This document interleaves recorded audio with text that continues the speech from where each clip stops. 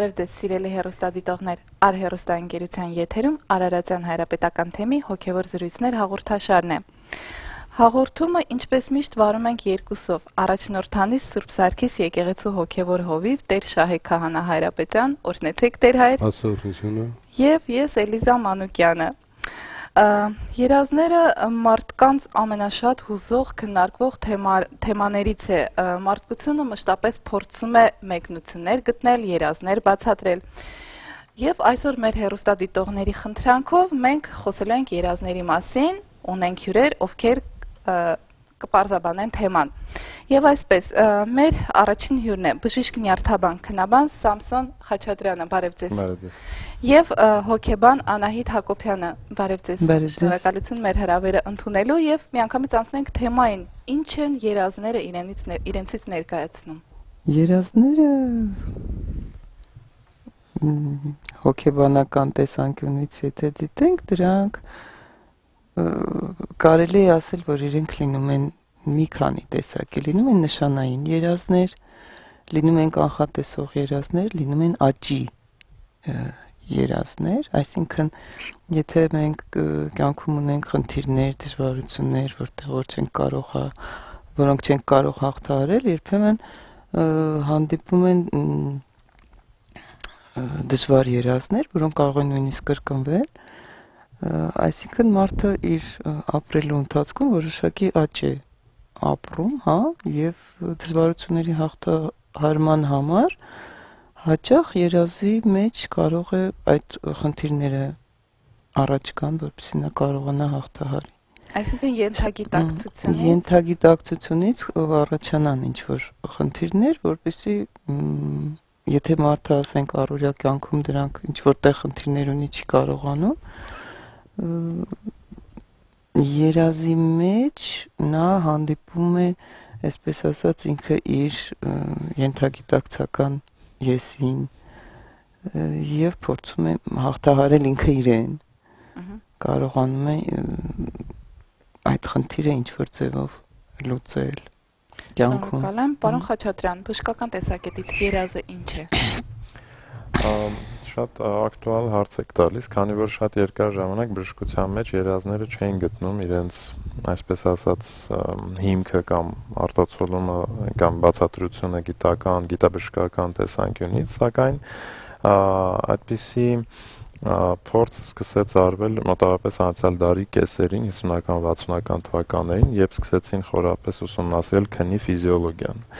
Եվ պարզվեց, որ քունը դա այսպես միատարր մի գործընթաց չէ, այլ բաղկացած է տարբեր փուլերից։ Եվ գիտնականները կարելի ասել սովորեցին տարբերակել, թե որ փուլերում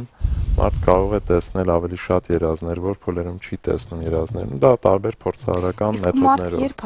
քնի որ փուլում է երազ տեսնում եւ երազը ինչքան է տևում։ Դա մի փոքր գուցե բարդացնեմ, բայց երևի թե բացատրելու ավելի ճիշտ կլինի։ Կան տարբեր փուլեր եւ հիմնական քնի երկու վիճակ կա, երբ որ ակնագնդերի արագ շարժումներով վիճակը, դա կինոնկարներում եւ այլն շատ են ցույց տալիս, երբ որ մարդ երազ է տեսնում եւ ակնագնդերը արագ շարժվում են, կոչվում է REM փուլ, անգլերեն հապամվումից է գալիս, rapid eye movement sleep։ Եվ կա առանց այդ արագ շարժումների։ Եվ ենթադրվում է եւ դա ապացուցվել է շատ հետազոտությունների միջոցով, որ մեծ մասը 80-ից 90% երազների մենք տեսնում ենք REM փուլում։ Եւ դա միանշանակ կարելի է տևողություն չափել,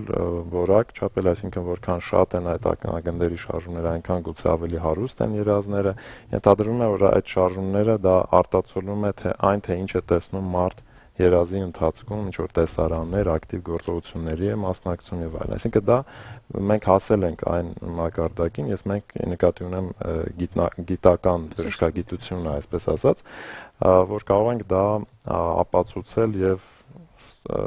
արտացոլել ինչ որ թվերով եւ այլն տոկոսներով։ Սակայն իհարկե բովանդակությունը երազների միանշանակ դեռևս ի վիճակի չենք այսպես մեկնաբանել եւ բացել, դա ուրիշ Ամեն դեպքում երազ տեսնելը մարդ քնեց, օրինակ 20 րոպե հետո է այդ փուլը գալիս, 2 ժամ հետո է լինում։ Այդ փուլը սովորաբար գալիս է 90-ից 120 րոպե անց քնի սկսվելուց հետո։ Այսինքն դա նորմայի մեջ այդպես է։ Եթե այնպես է լինում, որ մարդ ավելի արագ է մտնում երազների փուլ, դա այնքան էլ չի համապատասխանում նորմային, եւ երբեմն դա արտացոլում է տարբեր հոգեկան կամ նյարդաբանական խնդիրների արտացոլանք։ Սովորաբար այդպես ենք մենք համարում։ Շնորհակալություն։ Տեր Հայր, ինչ տարբերություն կա տեսիլքի եւ երազի միջև։ Ինչպես տարբերել։ Քնի մասին արդեն խոսվեց, որ քնի ընթացքում մարդը ունենում է երազատեսություն, բայց հետաքրքիր է թե օրինակ ես կուզեի ասենք մի հարց ուղղել, բայց իհարկե շարունակելով իմ խոսքը, թե մարդուն ինչու տրվեց երազային փուլ, ինչու։ Միթե կենդանիները տեսնում են այդ երազը թե ոչ, եւ մարդը ի սկզբանե ասենք զբաղվել է նաեւ այդ երազների մեկնությամբ եւ հնագույն ասենք բանը այդ ձեռագրերում բան Դանիել Մարգարեի երազահանություն, այսպիսի բաներ կան, աղբյուրներ կան, որոնք խորհրդանիշների, ինչպես ասացիք, խորհրդանիշների մեկնություններ են հիմնականում եւ սակայն լինում է մարդկության պատմության մեջ դեպքեր, երբ արթնի վիճակում մարդը տեսնում է երևույթներ եւ այն կարող է լինել նաեւ հեղափոխական կամ հեղաշրջում եւ մշակութային առումով, օրինակ Մաշտոցի տեսիլքը Խորենացին ասում է դա չեղավ քնի երազի մեջ կամ արթնի, այլ ինչպես ասում է ձյան վրա որ կգրեիր, այդպես էլ գրվեց եւ ինքը ուղակի արտացոլեց Այբուբենի առումով Խորենացին այդպես նկարագրում։ Իսկ միգուցե Մաշտոցի տեսիլքը Այբուբենի հետ կապված եւ Մենդելեևի հայտնի Աղյուսակի հայտնաբերումը կրկին երազի մեջ կապված է, որ ենթագիտակցության մեջ իրենք ունեն արդեն այդ լուծումը, պարզապես դեռ չէր դրսևորվել, հարցը ուղում է մեր հոգեբան եւ բժիշկներին, հետո կշարունակենք։ Շատ լավ։ Ինչ կասեք այդ այստեղ ես կարծում եմ, որ ժամանակն է նաեւ նշել, որ քունը եւ հատկապես երազային փուլը սերտորեն կապված են հիշողության մեխանիզմների հետ եւ դա շատ հետաքրքիր փոխկապակցվածություն է այն առումով, որ երազային փուլում այսպես բժշկական տեսանկյունից հիմնականում կատարվում է հոգեուզական եւ հիշողության ոլորտի այսպես ամրապնդում եւ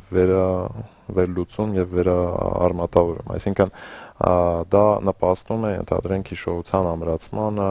թե օրվա կտրվածքով ստացված ինֆորմացիա առումով, թե ավելի երկարատև ժամանակային հատվածների առումով։ Տեր Շահե, վերադառնանք երազների եւ տեսիլքների տարբերությանը։ Այո։ Ուրեմն Մաշտոցի հասուն տեսածը դա երազ չէր, այլ տեսիլք էր եւ Խորենացին որ բնութագրում է այդպիսին, ուրեմն մենք ունենք նաեւ հետաքրքիր մի տեղեկություն Կորինթացին ուղված երկրորդ թղթում։ Պողոս Առաքյալը ասում է ես գիտեմ մեկին, որը մարմնով արդյոք թե առանց մարմնի եղավ երրորդ երկնքում եւ ասում է գիտեմ էլի մեկին, որը մարմնով արդյոք թե առանց մարմնի Աստված գիտե, տեսավ դրախտը եւ լսեց անպատում բաներ, այսինքն չպատմվող բաներ, որ արդեն մարդկությանը հիմա հասու չի եւ ասում է ես կարող եմ բարձրանալ այդ մարդով, բայց ասում է իմ բարձանքը ունային չէ եւ հիմար չեմ, բայց ասում է ավելի լավ է բարձրանամ իմ տկարություններով։ Սա Պողոս Առաքյալի խոսքն է, այսինքն շատերը հավանական է իր ժամանակահատվածում եկել են եւ պատմել են տեսիլքներ, երազներ, որ անընդհատ տեսնում են եւ գուցե դա եղել է հպարտության ինչ-որ գից։ Տերար որպես հարցի շարունակություն, իսկ ինչ է հայտնությունը։ Այսօր շատ մարդիկ պնդում են, որ իրենց երազները կատարվում են, երազները կատարվում են։ Հայտնությունը դա նման է նաեւ հափշտակության։ Օրինակ ասենք, ինչ եղավ Հովանես Ավետարանիչի հետ։ Նա Պատմոս կղզում տեսավ ամբողջ մի հայտնություն։ Չնայած իր հերթականությունը, որ նայում ենք այն օգտված է կարծես 5 կտականի տարբեր դետալներից, Եզեկիելի մարգարեությունից եւ այլն, բայց այդ ամենը ուղված է դեպի Քրիստոս եւ ապագայում ինչ է լինելու եւ որևէ մեկը հիմա ասենք մեկնություն տա հայտնության գրքին անհնար է, չնայած պատմության մեջ մենք գիտենք նաեւ հայ մտածողներից 18-րդ դարում Պետրոս Բերթումյան Աղամալյանը, arczepiskopos գրել է, ասենք մեկնություն Հովանու հայտնության։ գիրքը։ Հայտնությունը դա ուղղակի պարգև է, որը տրված է ողջ մարդկությանը Աստծո միջոցով եւ գործողությունների միջոցով ճանաչելու, թե Աստված ինչ գործեր է կատարելու մարդու հետ։ Հայ առաքելական եկեղեցին ինչ խորհուրդ է տալիս, պետք է երազներ մեկնել, պետք է փորձել հասկանալ երազները։ Որովհետեւ մեր եկեղեցու ուրեմն տեսակետը մենք կարողանանք կառուցել, միշտ պիտի ուղղորդվենք դարձյալ դարերի խորքը։ Շատ ավելի վաղ, մոտ 6000 տարի առաջ, երբ խոսվում էր, թե ինչպես եթե նույնիսկ դու գնաս երազահանի մոտ եւ երազահանը ճիշտ մեկնի եւ դու փորձառությամբ զգաս, որ դա ճիշտ է, եւ նա այդ ժամանակ քեզ առաջարկի, որ գնաս եւ մի ուրիշ Աստծո պաշտես, ապա թող մահվամբ վերջանա այդ երազանի, այսինքն քարկոծելու այնտեղ խորհուրդ է տալիս եւ այն մահվան սպառնալիք է դնում։ Կամ երկրորդում օրինաց 18-րդ գլխում դարձյալ ասում է, եթե տիրում ես այն երկրները, որը տրված է քեզ քո Տեր Աստծուց, մի յուրացրու այնտեղ բնակվող բնակիչների չար սովորությունները, եւ այդտեղ մտնում է գուշակությունը, ոգեհարցությունը, այսինքն սպիրիտուալիզմ եւ այլն բազում բաներ, թե ինչպես գուշակություններ չանել, ասենք թրջուններին նայելով եւ այլն եւ այլն։ Այսինքն երազի պահը մտնում է դրա մեջ եւ հետաքրքիր է, որ Սիրակը արդեն, որը Հիսուսից ընդամենը մոտ 200 տարի առաջ էր ապրում, երազները մի անգամից ջնջում է, ասում է դա սուտ է։ Սուտ է, ասում է, եթե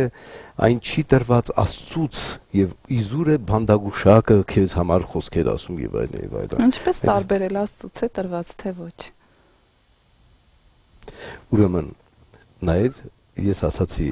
կան երազներ, որ կարող է եւ պրակտիկորեն ճիշտ լինի, այսինքն ասվի, որ սա այսպես է եւ դա այդպես է լինի, բայց այն չի դիտվում որպես Աստծուց, ինչու։ Հիսուս մարմնացել է։ Ծնվեց Հիսուսը, եկավ աշակերտներին, խոսեց ճշմարտությունները, բացեց մեզ համար երկնքի արքայության դռները, երազների աշխարհան կան։ Գործ կառաքելոցում մի պահ կա միայն, երբ նավաբեկությունն է, եւ նավը արդեն պիտի եւ Պողոսին տանում են հռոմ գլխատելու համար, որովհետեւ ինքը բողոքել էր կայստին։ Եվ երբ նավաբեկությունը անհնար է, արդեն ամեն ինչ խորտակվում է, Պողոս առաքելը ասում է, ես գիշերում տեսա մի երազ եւ մեզ ոչ մեկից ոչինչ չի լինելու, միայն նավն է խորտակվելու, այսինքն այն ճակատագրական պահերին, բայց նայի առաքյալ է, ինքը Աստծո խոսնակն է, ինքը Աստծո պատգամաբերն է եւ ով որ լսեց նրան իհարկե փրկվեց։ Հիմա արդյոք հիմա շատ հատկապես մեր սոցիալական ծանր վիճակներում հանդես են գալիս հոբ գուշակներ, չգիտեմ, ասենք բախտնայողներ եւ այլն, ու գնաց, այսինքն այդ այլ աստվածայության կարծես ստանող մարդիկ են, որ շեղում են ճշմարիտ հավատքից եւ մարդուն անուրջների վրա են ֆիքսում։ Այսօր Պաստորին գիտությունը այնքան է զարգացել, որ քվանտային ֆիզիկան շատ հարցերի պատասխաններ է տալիս եւ ինձ համար շատ հետաքրքրական էր հենց այդ հարցը գրբացության եւ ուրեմն տեսեք ինչ է կատարվում։ Եթե ներկայում շատ հետաքրքիր էր կա Secret 2 ֆիլմը, որտեղ այդ քվանտային ֆիզիկայի տեսանկյունից տալիս է, որ նույն պահի մեջ կան շատ բազմաթիվ կետեր։ Եվ մենք ներկայում ամեն վայրկյան, ամեն րոպե ընտրություն կատարելու հնարավորություն ունենք։ Եթե մենք կարողանում ենք ազատվել մեր անցյալի սխալներից, հա, մեղքերից ասեն, մենք կարողանում ենք ներկայում ընտրություն անել դեպի մի ճանապարհ, որը որ կապված չէ մեր անցյալի հետ։ Ինչ են անում գուշակները, հա, սա մի քիչ պարահոգեբանական, բայց նաև էլի քվանտային ֆիզիկայի տեսանկյունից նրանք զգում են էներգիան, նեգատիվ էներգիան։ Ես այստեղ նստած եմ եւ նրանք իմ անցյալը շատ լավ տեսնում են, գուշակում են եւ այլն։ Բայց երբ որ ես տալիս եմ նրանց ձեռքը իմ ընտրելու իրավունքը, ինչ են անում, իրենք այդ գիծը սխալի ոնց որ անցյալից ներկայից անցկացնում են դեպի ապագա։ Այսինքն ես իմ պատասխանատվությունը, իմ ընտրության իրավունքը հանձնում եմ գուշակին եւ ինքը ապագայում ինձ շատ լավ բաներ կարող է ասել։ Բայց ասում եմ անկյունում նեգատիվը իր փայտով կանգնած է։ Այսինքն ես իրավունք եմ վերապահում ուրիշին այդ նեգատիվը, որից որ ես հնարավորություն ունեի այսօր գիտակցելու իմ սխալը միջոցով, տեսեք, մեղքերի թողություն ենք անում, չէ՞, եկեղեցում, գնում ենք եւ գիտակցում ենք ինչ որ մի բան, որ սխալ ենք արել, հասկանում ենք եւ ասում ենք այլևս չեմ անի։ Բայց շատ հաճախ մենք պարզապես կարիք ունենք փորձի։ Այժմ առաջարկում եմ դիտել Նոեմի Անդրեասյանի պատրաստած տեսանյութը, նա փորձել է պարզել, թե երազները արդյոք ազդում են մարդկանց վրա եւ որ երազներն են կատարվում։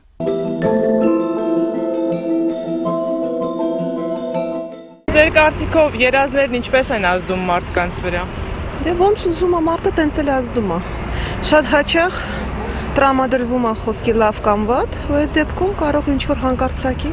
չնայած որ հավատում եմ, որ կարող է երազները լինեն իրոք ինչ-որ նշանավոր, դες անձամբ հանդիպել եմ տենց բաներ, բայց սովորաբար ինձ թվում է մարդուց է։ Եթե խոսքի երկար մտածում ես ինչ-որ մի բանի մասին քնելուց առաջ, կամ ինչ-որ այդ մեծ խնդրեմ ունես, անտած մտածում ես, երևի թե տեսնում ես, հետո էլ Դաժե կարող է ինձ թվում է երազում ինչ-որ պատասխան գտնես քո խնդրեմի։ Չեմ կարող ասել։ Մարդը հոգեկան ներաշխարհն է երազը, ինչ մտածում է, դա տեսնում է հիմնականում պատկերավոր։ Եվ լավ, եւ վատ ինձ թվում է։ Նայած մարդը սնաղավատ է, հավատում է երազներին, թե չէ։ Եթե մարդ ուժեղ է, ունի ուժեղ կամքի ուժ, կարծում եմ չպետք է ազդի, բայց իհարկե ինչ-որ մտքեր կարող են խանգարել։ Տրամադրվում է, ազդում է, եթե ոչ։ Իմ վրա ոչ մի կերպ չի ազդում։ Չի կատարվում ինչ-որ լավը, վատը, ոչ մի կերպ։ Մարդու օրը կախված են երազներից, իրանք ապրում են երազներով։ Մարդ ինքը իրան ներշնչում է եւ երևի թե դրանից է, որ ազդում է մարդու վրա։ Որ երազներն են կատարվում։ Չգիտեմ։ Երևի որ շատ ես ուզում որ կատարվի կամ այս հակառակը վախենում ես որ կատարվի երևի դրանք։ Շատ ցանկանալի ու որը որ մարդը ձգտում է իր կյանքում։ Չեմ կարող ասել։ Մարդը իրեն ինչպես կդրամադրի, ինքնին են չներշնչի ոչինչ, կարծում եմ երազներին մեծ նշանակություն պետք չի դարձնել։ Եթե կենտրոնանում ես, ինձ թվում է ինչ որտեղ առնչություններ գտնում ես, եթե ոչ։ Վատ։ Երազումս մի օր տեսել էի, որ քո իրիկ եմ ունենալու եւ ունեցա։ Այն երազները, որ դու տենում ես երազում, դրանք քո պատկերացումներն են, էլի, դու քո ցանկություններն ես տենում երազում ու կատարվում են այդ ամենը։ Ես չեմ մտածել դրա մասին ընդհանրապես։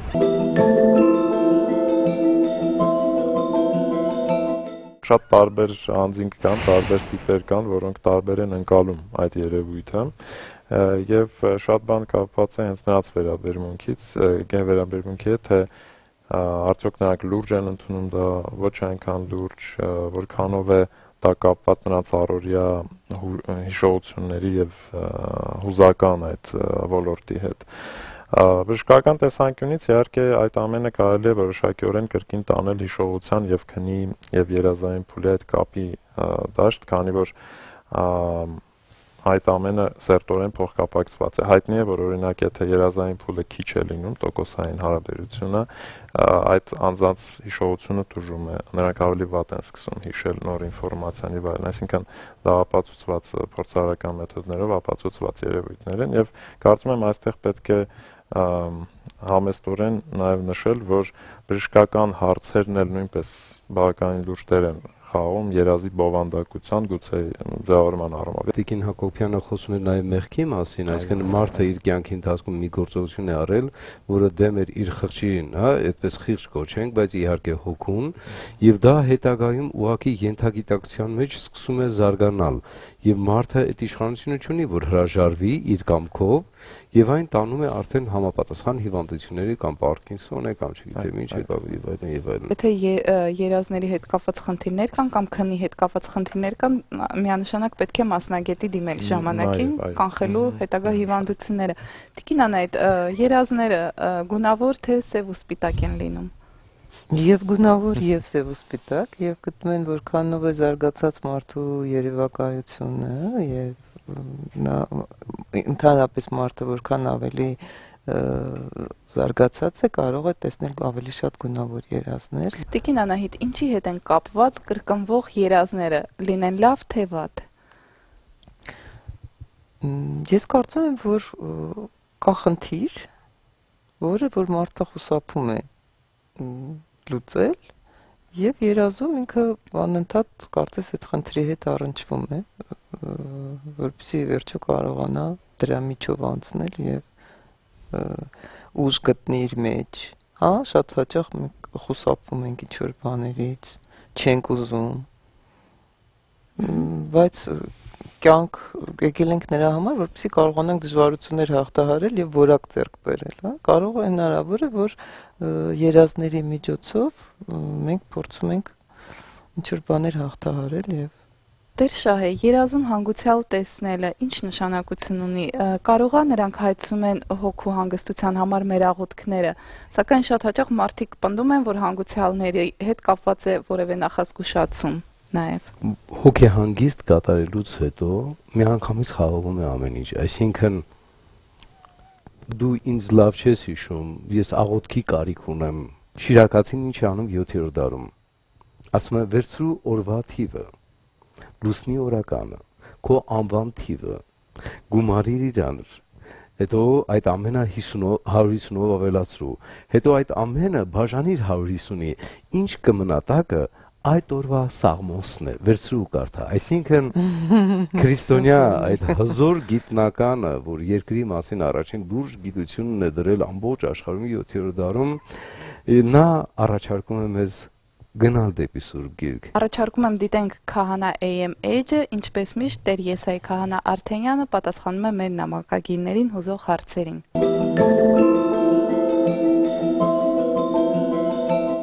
Քրիստոս հարյավ իմերելոց մեզ եւ ձեզ մեծավետիս։ Սիրելի հեռուստադիտողներ, շարունակում ենք պատասխանել ձեր հարցերին, որոնք ուղղված են եղել Արարատյան հայրապետական թեմի Քահանա.am կայքին։ Այսօրվա հարցերը հիմնականում վերաբերում են ամուսնությանը։ Առաջին հարցը այսպիսին է. ինչու մարդիկ մայիսին չեն ամուսնանում, արդյոք դրա համար հատուկ պատճառ կա։ Այստեղ ընդհանրապես մայիսին չպսակվելու եւ պսակ չանելու կարգը, որ ժողովրդի մեջ այսպես ամրացած է այսօր, հիմնականում գալիս է կոմունիստական այդ շրջանից եւ պատկերացումներից, ավելի ռուսական պատկերացումներից, ըստ որի մայիսին եթե մարդիկ պսակվում են, ապա դժբախտ են լինում կամ ընտանիքը չի կայանում։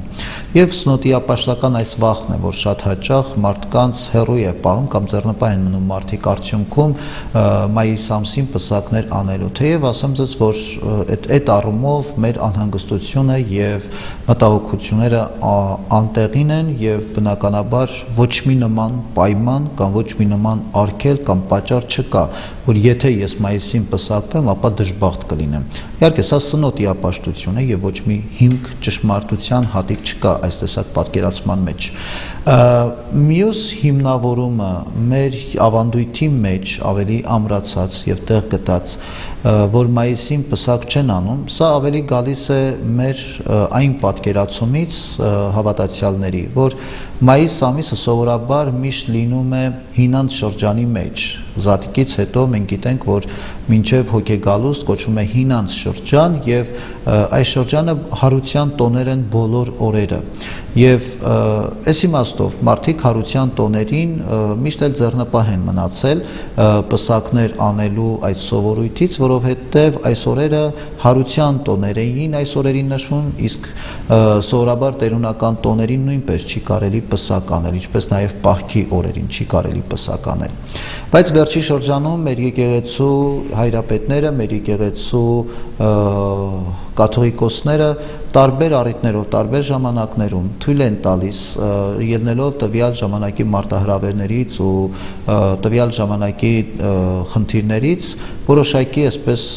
զիջումների գնալ եւ մարդկանց ընթառաջ գնալ, հաշվի առնելով, որ ամուսնությունն ավելի պակասում է մեր հասարակության մեջ, մանավանդ դա տեղի ունեցավ ցեղասպանության տարին, դրանից առաջ եւ դրանից հետո, երբ որ պետք էր որ մարդիկ ամուսնանային եւ սերունդը բազմանար եւ որոշակի արտոնություններ տվեցին, որոնք շատ այսպես այսօր մինչ շատ այդպիսի արտոնություններ գործում են մինչեւ այսօր եւ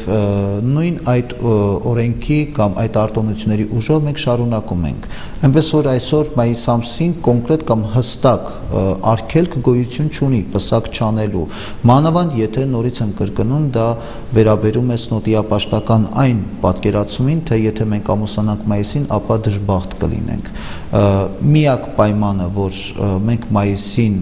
մեր ժողովրդի մեջ ընդունված է որ ավելի հին շրջանից է գալիս մայիսին պսակ չանել դա գալիս է այն հավատքից կամ այն ընկալումից որ հարության տոներ են եւ դրա համար մարդիկ ձեռնպահ են մնացել հարության տոներին պսակ անելու սովորույթից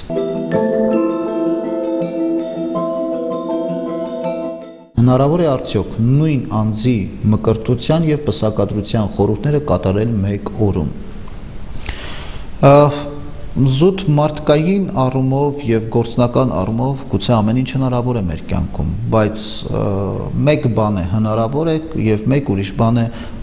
ճիշտ է կամ սխալ հարցը դնել, որովհետեւ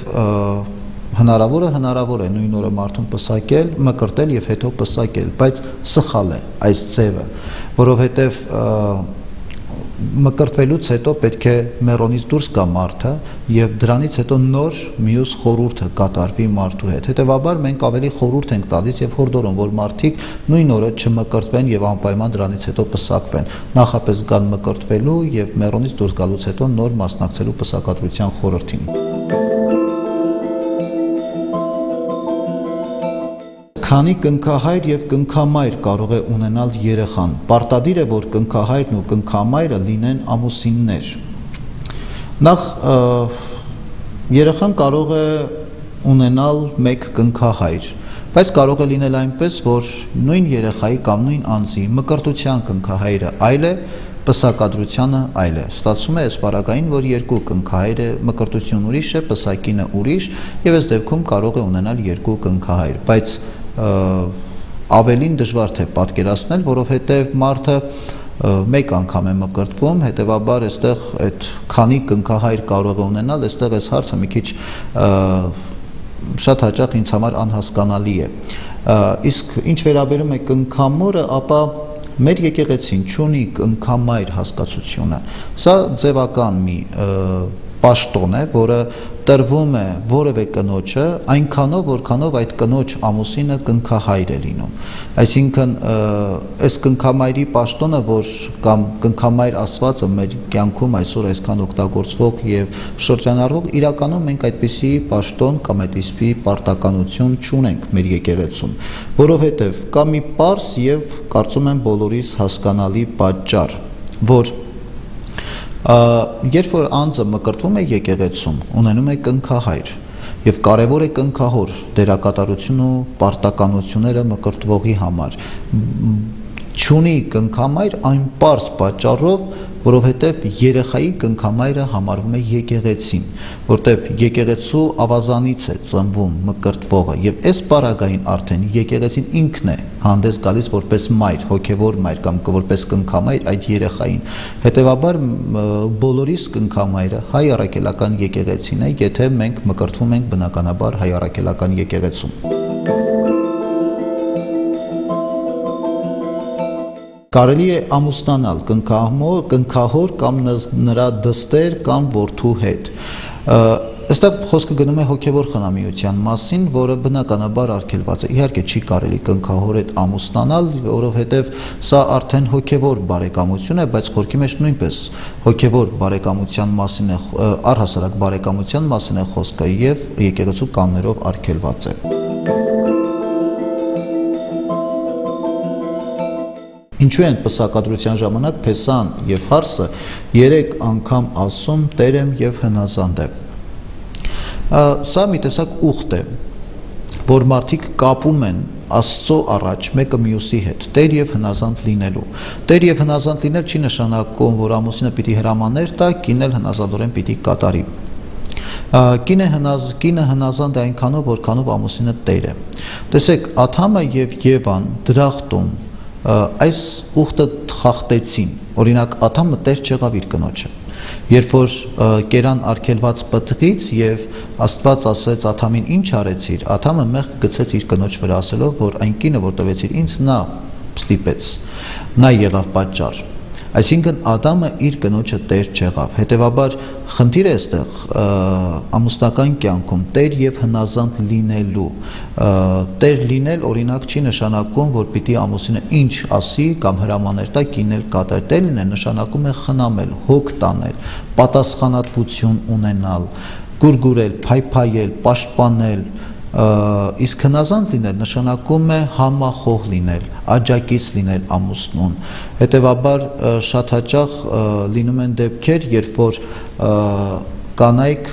անընդհատ տրտնջում են, որ մենք հնազանդ ենք, սակայն մեր ամուսինը տեր չէ։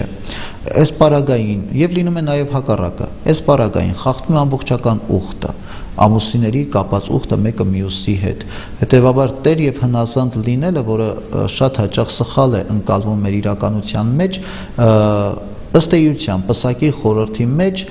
հաստատվող մի ուխտ է, որտեղ ամեն մեկը ամուսիններից յուրաքանչյուրը ունի հստակ առաքելություն եւ պարտականություններ իդեմս տեր եւ հնազանդ լինելու, մեկը մյուսին աջակից եւ օգնական լինելու։ Եվ այս իմաստով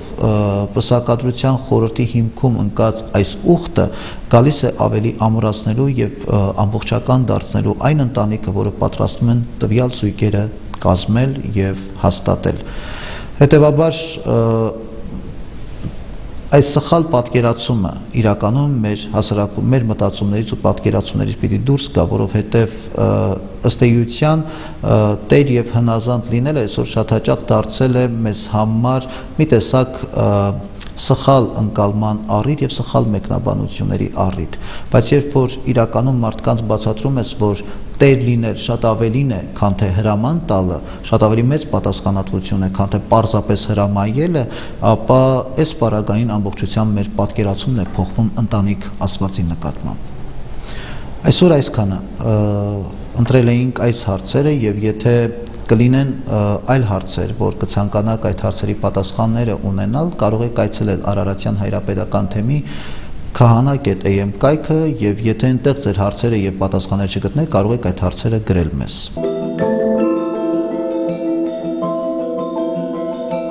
Հարցս բոլոր ներկաներին եմ ուղղում եւ ակնկալում եմ ձեր պատասխանը։ Ինչ խորհուրդ կտաք մարդկանց, ովքեր կենտրոնանում են իրենց երազների վրա եւ ցանկանում են ամեն դեպքում մեկնաբանությունը ստանալ, կարելի է վստահել երազահաններին, թե դա արդեն գուշակության ոլորտից է։ Կարծում եմ բժշկական կողմից եթե խորհուրդ տանք, միշտ շատ կարևոր է հաշվի առնել, դրա մասին արդեն խոսեցինք, որ հավանական է դա լինի որոշակի արտացոլում այլ ախտաբանական գործընթացների, որոնք մեր օրգանիզմում տեղի են ունենում եւ չմոռանալ բժշկական կողմից հետազոտվելու մասին։ Իհարկե միայն այդ դեպքում, երբ որ համոզված ենք, որ որևէ լուրջ խնդիր չկա, կարծում եմ կարելի է նաեւ փորձել այլ մեկնաբանություններ տալ։ Շնորհակալություն Տիկին Անահիտ։ Ես երևի թե պիտի շարունակեմ Տեշայի խոսքը, որովհետեւ իսկապես հիմա մենք գտնվում ենք մի դարաշրջանում, երբ որ միտքն ենք շատ զարգացրել եւ հոգին կարծես թե հետ է մնացել։ Միայն մտքի եւ հոգու ներդաշնակության դեպքում մարդը կարող է լինել ներդաշնակ։ Ինչպես իմաստուններից մեկը ասում է, որ ինչպես հայելին, որ տեսնում ես հայելում քեզ, հետո հեռանում ես ու մոռանում ես դու ինչպեսին ես, այդպես է երազ տեսնելը։ Եվ ասում է երազները շատերին մոլորեցին եւ խոտորեցին իրենց ճանապարհից։ Եվ եթե թույլ տաք մի փոքրիկ աղոտ կարդանք այդ առումով։ Սիրով։ Իմաստություն հոր Հիսուս, դուր ինձ իմաստություն զբարից խորհել եւ խոսել եւ գործել առաջի քո ամենայն չար խորհրդոց փրկյամ ես։ Ես կուզեի, որ այդպես չար խորհուրդներից ազատվեին եւ ներդաշնակ լիներ թե իրենց հոգեվոր, թե մարմնավոր, թե ֆիզիկական, թե սոցիալական, թե ընկերային բոլոր վիճակները։ Շնորհակալություն Տեր-հայր, շնորհակալություն մեր հյուրերին հաղորդմանը մասնակցելու համար, իսկ մեր հաղորդումների տեսագրությունները կարող եք դիտել Արարատյան հայրապետական թեմի kahana.am ինտերնետային կայքում հեռուստահաղորդումներ էջում։ Կհանդիպենք մյուս կիրակի նույն ժամին։ Ցտեսություն։